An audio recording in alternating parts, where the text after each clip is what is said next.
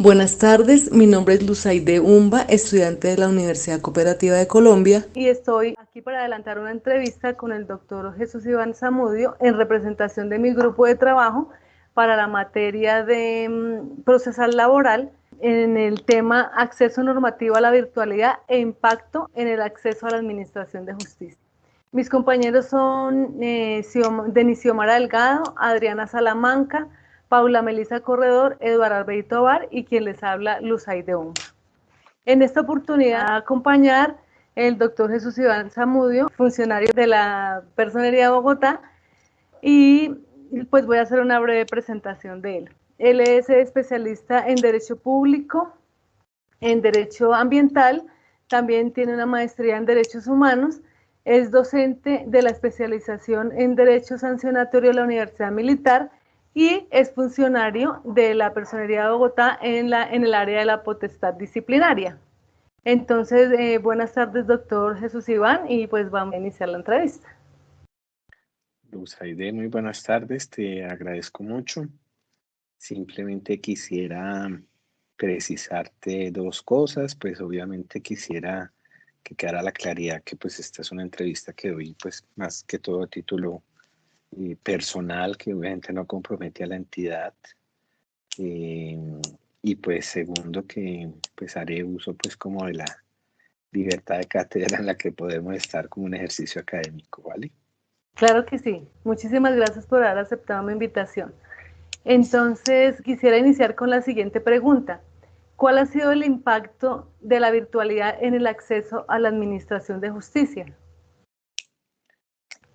Bueno, pues es una pregunta bastante difícil, sobre todo por una situación, porque yo considero que todavía estamos en este impacto, es decir, las consecuencias de lo que nos ha pasado en la Administración de Justicia todavía no se pueden medir porque todavía las estamos sufriendo, ¿no?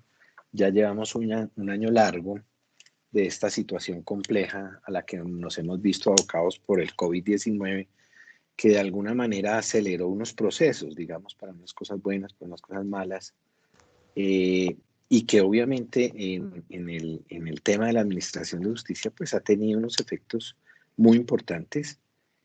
Yo creo que por un lado ha acelerado unos procesos de modernización que son interesantes, también ha posibilitado que entidades como la Corte Constitucional, el mismo Consejo de Estado, obviamente el Consejo Superior de la Judicatura, tomaran acciones al respecto, digamos, de una manera un poco desordenada, pero por lo menos unas acciones al respecto de poder tener como una virtualidad o una oportunidad en la virtualidad en el trámite de los procesos judiciales.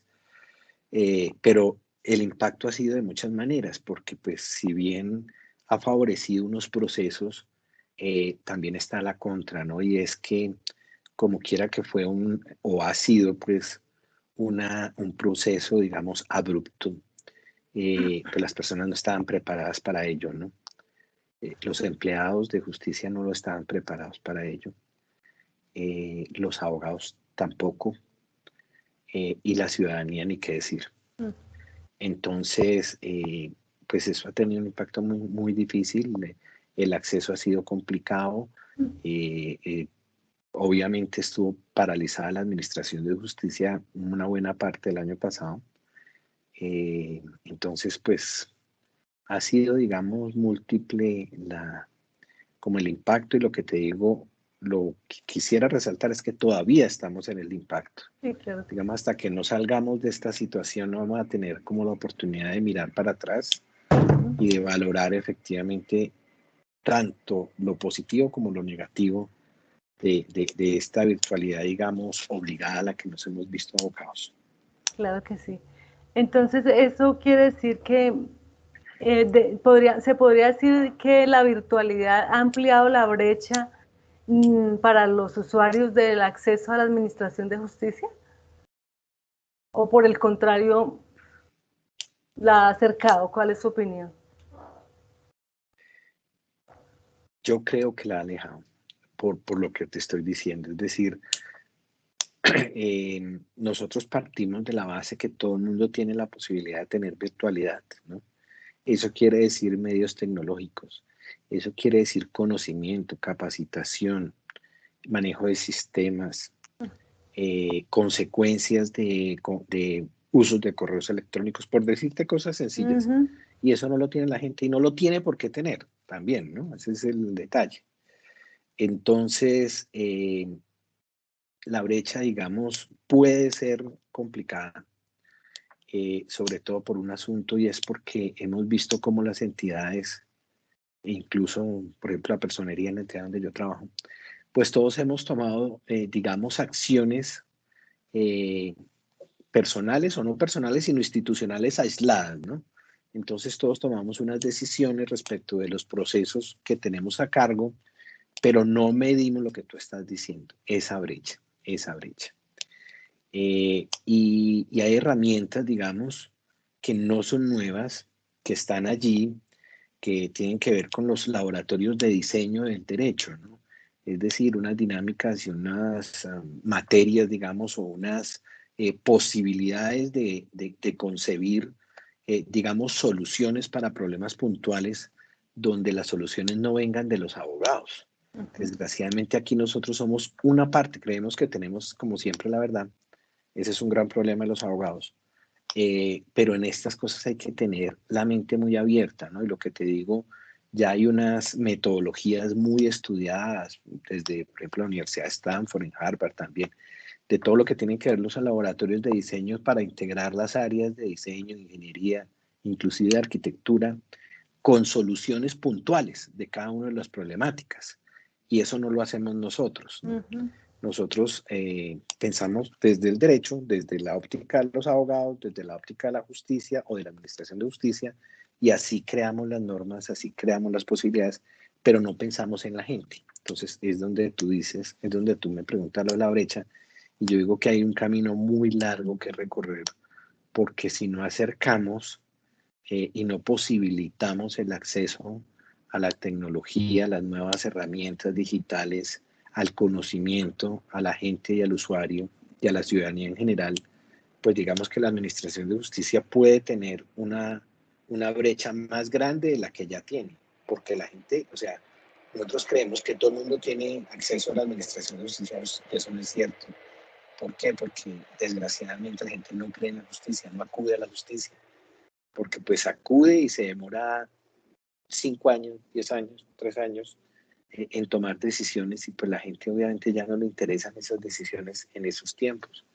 Entonces, digamos, tenemos un lastre de desprestigio grande y esto de la virtualidad lo tenemos que manejar con mucho cuidado porque puede ser un arma de doble filo, creo yo. Bueno, eso quiere decir que la pregunta que continúa, no sé si casi que estaría respondida, que es si los procesos, pues como usted ya bien lo dijo, desafortunadamente se toman mucho tiempo, ahora la virtualidad, pues seguramente hace que esos procesos se dilaten más o que de pronto haya de alguna manera más excusas para dilatarlos con el tema que no hay internet o que la persona no acudió o que no se le pudieron hacer sus debidas notificaciones o es eso que puede estar pasando eso también. Sí, y de hecho está pasando mucho. La gente tiene problemas con el internet, con la velocidad, eh, con la cámara, con el sonido, con muchos asuntos. Hay infinidad de problemas.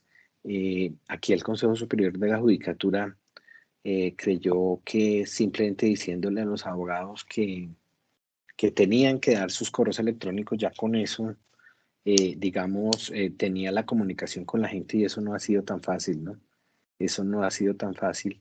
Inclusive lo pongo lo que está sucediendo, lo que te digo, son percepciones porque todavía hay que medirlo para decirlo, pero sí he tenido conocimiento de la cantidad de dilaciones que han tenido los procesos, por ejemplo, con el nombramiento de auxiliares de la justicia por un asunto que se cae su peso y es que el, un gran porcentaje, un 80% de los abogados entregaron las oficinas pues por las cuestiones económicas.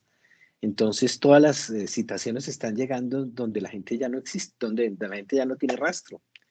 Entonces, hasta eso, ¿no? Entonces, conozco procesos donde hay nombramientos de 8 o 10 auxiliares de la justicia y pues no llega la gente no porque no quiera, sino porque es que simplemente les llegan las comunicaciones donde ya no están, ¿cierto?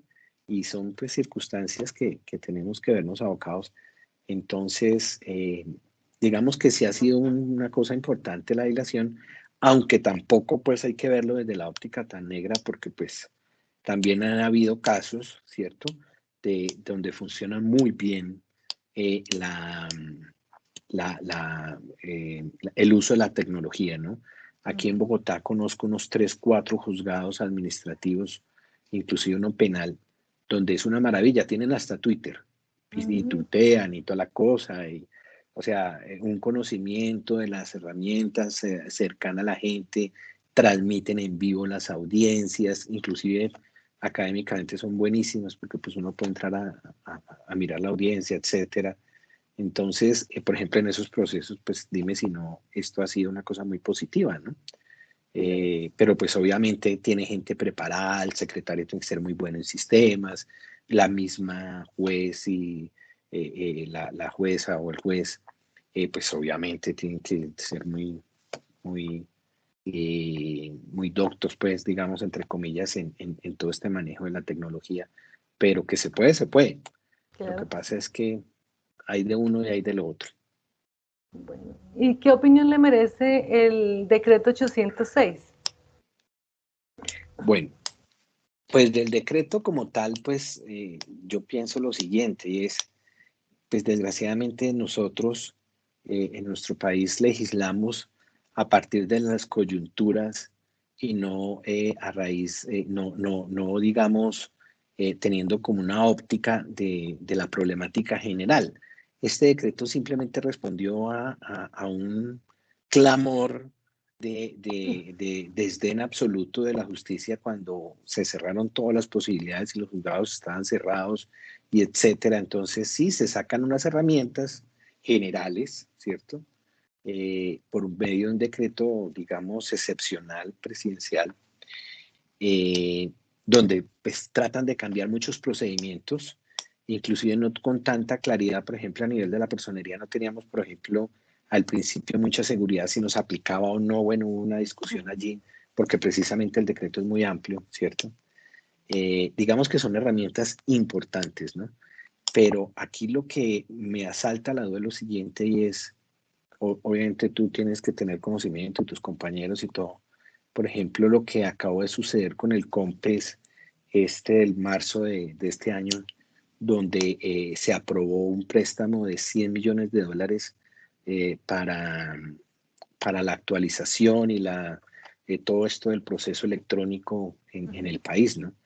Entonces, ¿cómo se van a usar esas herramientas? ¿Cómo se va a usar ese dinero? ¿En qué sentido te lo digo? Y es, por ejemplo, rápidamente lo señalo para que creo que vale la pena decirlo. Por ejemplo, en España, desde más o menos 2014, 2015, tienen como un organismo, una dependencia de administración digital nacional, donde ellos son los que dan las directrices de cómo se tiene que hacer todo digitalmente. O sea, es decir, ninguna entidad puede hacer ninguna cosa porque quiera, ¿sí? ¿Y por qué te lo digo? Es que eso es muy importante por lo siguiente, y eso no lo hemos medido acá. Y es que si no hablamos la tecnología es algo muy complejo, muy complicado. Si no hablamos el mismo idioma, después no nos vamos a entender. ¿Qué te quiero decir eso? Te quiero decir lo que yo te decía, el Consejo Superior el Consejo de Estado, por ejemplo, sacó unos 5 procesos digitales muy buenos. Ahí está el doctor Cerrato, que es un gran magistrado que está al frente del asunto, tanto la Corte Constitucional hizo todo el manejo de la tutela también a través de un sistema digital, etcétera, bueno, todo ese tipo de cosas. Pero ¿cuál es el lenguaje que están manejando cada uno de esos sistemas? En algún momento se van a poder compartir las comunicaciones, o las comunicaciones no se van a poder compartir toda la información. Muy seguramente no. ¿Por qué? Porque están en sistemas diferentes, porque están en nubes diferentes, etcétera. Ahí hay un asunto, por ejemplo, muy delicado que se llama la interoperabilidad. Es decir, yo tengo que garantizar que mi información la pueda ser usada por diferentes organismos. Porque si mi información yo la tengo solamente y la voy a compartir y los demás no tienen la posibilidad de leerla, de saberla, de entenderla, Entonces, eso tiene que tener un órgano, digamos, que obligue a las entidades a hacerlo de la misma manera. Aquí tímidamente, pero por lo menos lo señalo porque es cierto, el Ministerio de la Tecnología ha hecho algo en ese sentido con el Archivo General de la Nación. El Archivo General de la Nación, digamos, ya tiene unos protocolos, por ejemplo, de expediente electrónico, ese tipo de cosas, digamos, hay ahí, tímidamente hay algo que nos puede señalar, digamos, como un norte, pero necesitamos más que un norte, es una obligatoriedad. Entonces, esto del decreto 806 es un pañito de agua tibia donde trata de coger de varias partes, comunicaciones, citaciones, notificaciones, poderes, y cree que así pueden arreglar las cosas, pero obviamente eso no es el problema, ¿no? El problema es mucho más grande. Entonces, sí, ojalá con este dinero, que es mucho dinero, la Administración de Justicia nunca ha tenido un préstamo de este calado, pues es la única oportunidad, o sea, pues por lo menos la que nos va a tocar a nosotros de posibilidad, pues de ver, ¿no? De poder tener, que se pueda hacer realidad esto de las nuevas tecnologías en el acceso a la administración de justicia y en la mejora de la administración de justicia, lo que te digo sin perder en el radar que pues la administración de justicia es para la gente, para la ciudadanía, es decir, no está hecho para facilitarle la vida a los abogados, pues, y a los jueces, no, es para facilitarle a la gente. Sí, Entonces, claro. a la gente hay que tomarle en cuenta en todo este tipo de soluciones, no pensarlas como siempre desde arriba, y cuando la van a mirar desde abajo, pues obviamente hay muchos problemas. Entonces hay que tener como todo ese tipo de diálogos, por decirlo de alguna manera. De acuerdo, completamente de acuerdo, doctor. Bueno, y ya para ser un poquitico más puntuales, ¿cuál ha sido la experiencia de la personería en el tema del proceso y del manejo del proceso disciplinario desde la virtualidad?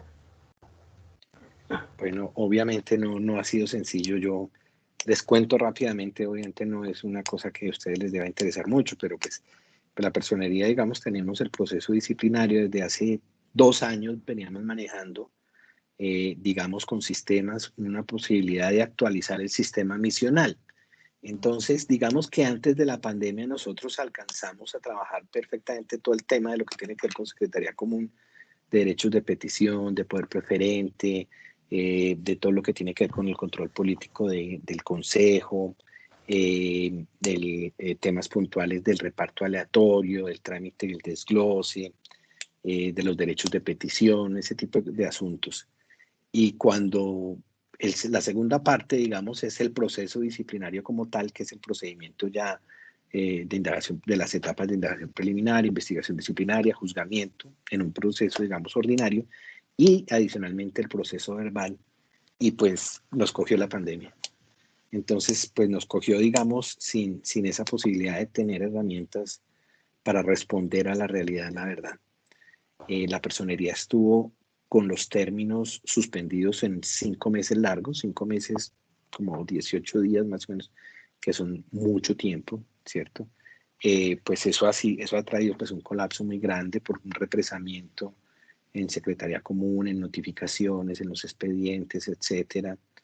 Y pues con toda esta situación de la pandemia y todo, pues obviamente implementar protocolos para el acceso, digamos, de atención personalizada, entonces eso no es tan fácil, de que no pueden ir la cantidad de personas que iban antes, etcétera.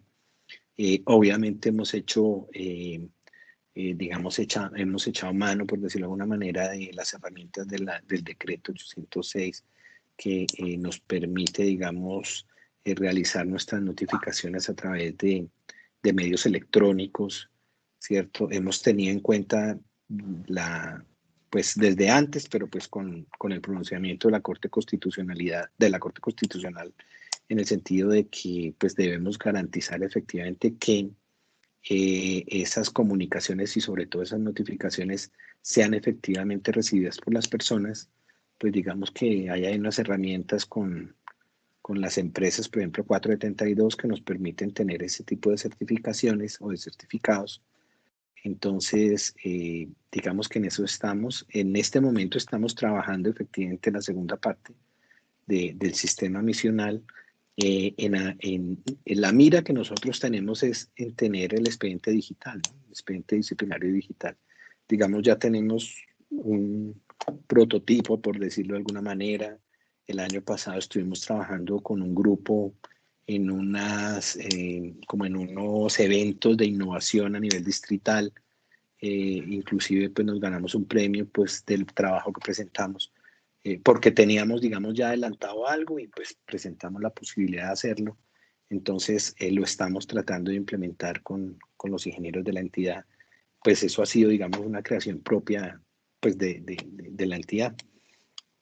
Pero lo que te digo, pero pues todavía nos queda mucho camino que recorrer. Tenemos que revisarlo también con la Procuraduría General de la Nación, con todas las oficinas de control interno disciplinario del distrito, que eso puede tener, digamos, ese radio de impacto también. Y por último, señalarles que ustedes también deben tener absolutamente claro ese tránsito que tenemos de vigencia de la ley, de la actual ley Código Disciplinario Único, la ley 734 del 2002, porque supuestamente tenemos un código nuevo, un código general disciplinario, la ley 1952, que entra en vigencia el 1 de julio.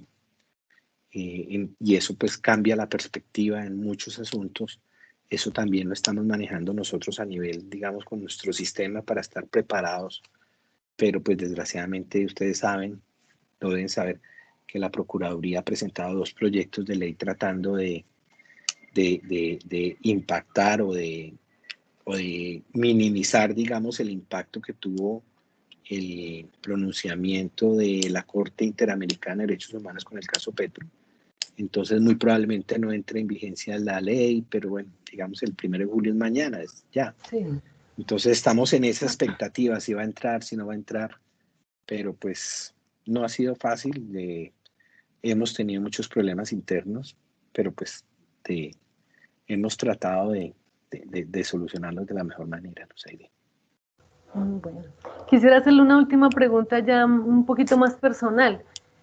Teniendo en cuenta todas estas dificultades y todo, ya desde el punto de vista humano para los funcionarios o para los administradores de justicia, ¿cuál ha sido? Pues bueno, sabemos, pero quisiera conocer de voz de alguien que maneja todo el tiempo estos temas, el tema de la virtualidad en su impacto humano, ¿no? En su impacto familiar, en todo lo que tiene que ver ya, no desde las instituciones, sino como seres humanos.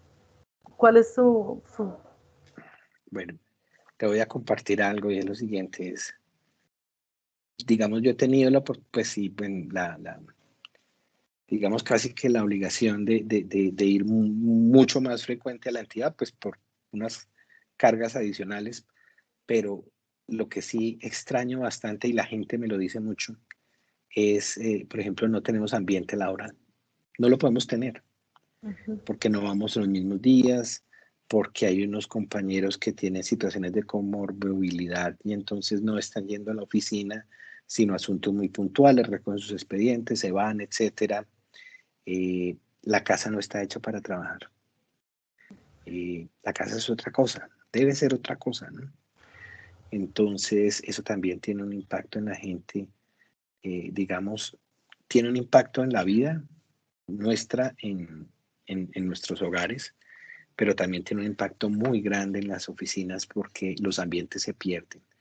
Y hay una cosa muy compleja de manejar y es la información, es decir, tú antes te podías comunicar con la gente porque la tenías ahí, y estaba el uno y estaba el otro, y podías resolver unos asuntos, digamos, de una manera, pues, digamos, más adecuada. Hoy en día, una cosa sencilla puede ser una cosa dificilísima porque no está la gente, porque no está el que maneja la información, porque está en la casa la otra persona, porque, o sea, hay 20.000 cosas que, digamos, a nivel personal son dinámicas que cuestan mucho y que van a tener, digamos, un costo humano importante en nuestra vida familiar, en nuestra vida personal y en nuestra vida laboral. Claro que Ni sí. qué decir de ustedes los estudiantes, que los considero bastante lo que les ha tocado pasar también. Sí, señor, así ha sido, bien duro para todos. Doctor, muchísimas gracias por la deferencia que ha tenido con nosotros, por permitirnos este espacio, que además es un espacio, como usted ya lo dijo, académico y que esperamos que sea también de utilidad para para los demás compañeros que van a ver esta entrevista. Muchísimas gracias y que tenga una buena tarde. A ti muchísimas gracias, un saludo a todos tus compañeros, a tu clase y les deseo lo mejor y mucha salud para ti, para todos tus compañeros y sus familias. Un abrazo Muchísimas, y feliz tarde. igualmente, hasta luego. Gracias.